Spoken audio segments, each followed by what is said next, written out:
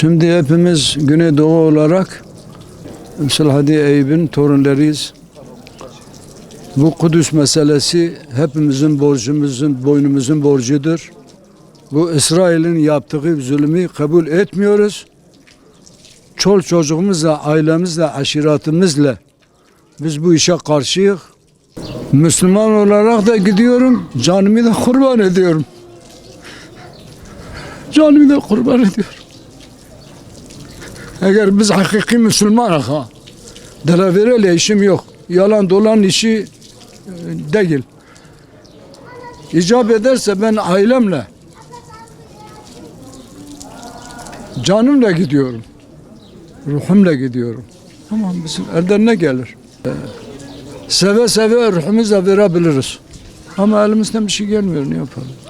Onu Allah'a bırakıyoruz. Allah varken mesele yok.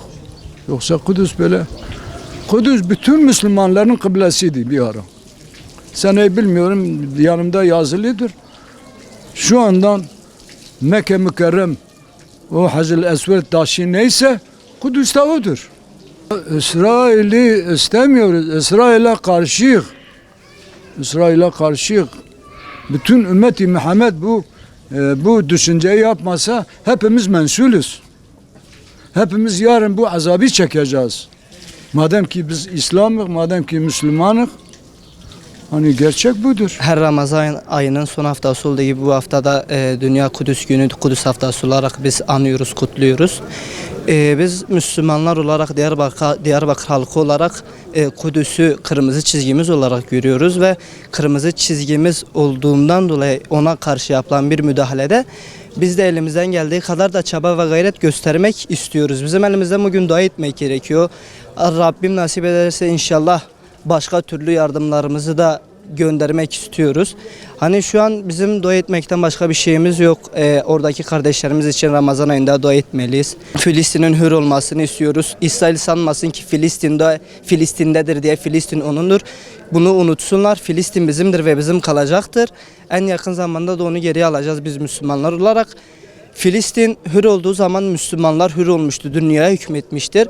Filistin esir olduğu zaman Müslümanlar zelalet içindedir. Şu anda da gördüğümüz gibi Filistin esirdir ve biz Müslümanlar olarak dünyanın birçok yerinde Filistin başta olmak üzere Müslüman kardeşlerimize eziyet ediliyor ve biz Müslümanlar buna sessiz kalıyoruz. Misal şimdi Kudüs'ün esir olduğunu bildiğimiz halde bizim büyük bir tepki göstermemiz gerekirken sanki hiçbir şey olmamış gibi, normal bir evmiş gibi, hani hiç umurumuzda değil gibi davranıyoruz, önemsemiyoruz.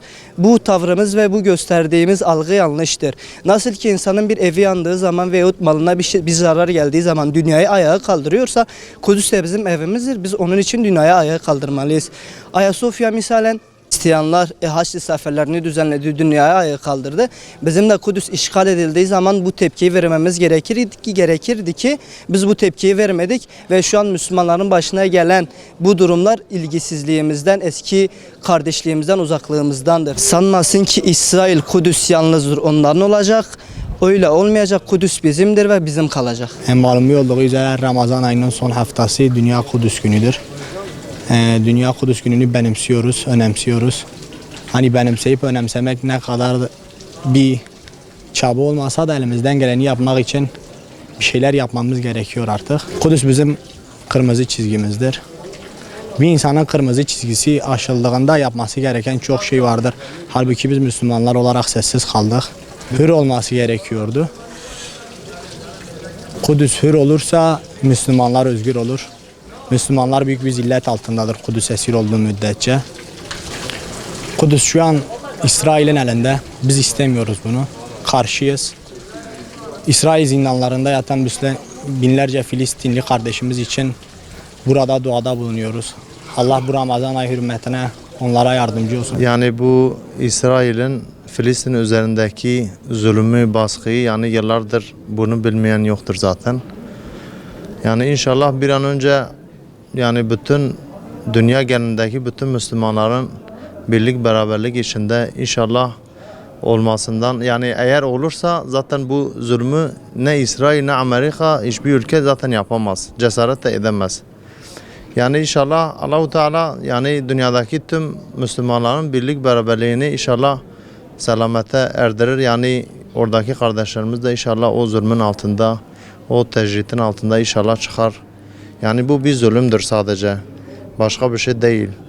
Yani düşün, İsrail hiçbir toprağa sahip değilken bugün bütün dünyaya yani sesini duyuruyor. Daha küçük bir yani ülke bile sayılmıyor. Gözümüzde insan yani insan bile değiller. Çünkü onların yaptığı o zulmün karşısında, yaptığı o tecritin karşısında yani biz eğer Müslümanları hiçe sayıyorlarsa biz Müslümanlar olarak da biz de onları yani insan olarak da saymıyoruz. İnşallah yani bunu Allah'tan istiyorum. Yani Rabbül Alemin inşallah bütün dünyadaki Müslümanların birlik, beraberlik aynı çatı altında, aynı Kur'an'ın altında yani o şekilde birleşmelerini Allah'tan temenni ediyorum. İnşallah bir an önce o kardeşlerimiz de özgürlüğüne kavuşur. İnşallah Mescid-i Aksa'da da rahat bir şekilde herkes namazını kılar. İnşallah bizlere de nasip olur. Yıllardır Kudüs, yıllardır Filistin işgal altındadır.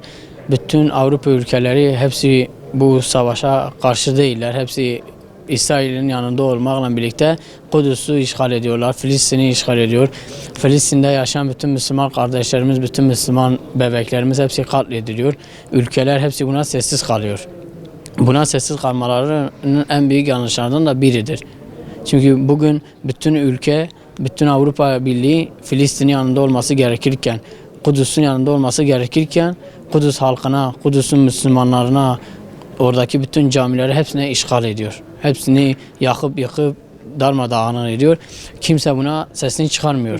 Şimdi Filistin'de savaş olmasa, İsrail Kudüs'ü bombalamasa, savaş açmasa, bütün Müslüman kardeşlerimiz, bütün Müslüman bebeklerimiz katledilmese, güzel bir ortam olsa, barış olsa, kardeşlik olsa biz de seviniriz, biz de mutlu oluruz. Müslümanlık daha da çoğalır, daha da çok kardeşlik olur, birlik olur, beraberlik olur, huzur olur. Filistin'in vurulmasını istiyorum. Allah İsrail'i karu perişan etsin. Allah mazlum haklarını bırakmasın. Dua ediyoruz. Ne gibi bu oruç ayı Kadir Gecesi, 4 akşam Kadir Gecesi, Müver Gecesi diye çok dua ettik yani. İnşallah Filistin halkı özgürlüğüne kavuşacak yani. Allah İsrail'le karu perişan edecek. Kudüs'e kurban olayım ne diyeyim? Başka bir şey diyemiyorum ki. İnşallah özgürlüğüne kavuşur. Ümmet-i Muhammed biri olur. Ümmet-i Muhammed'in birliği biri olur.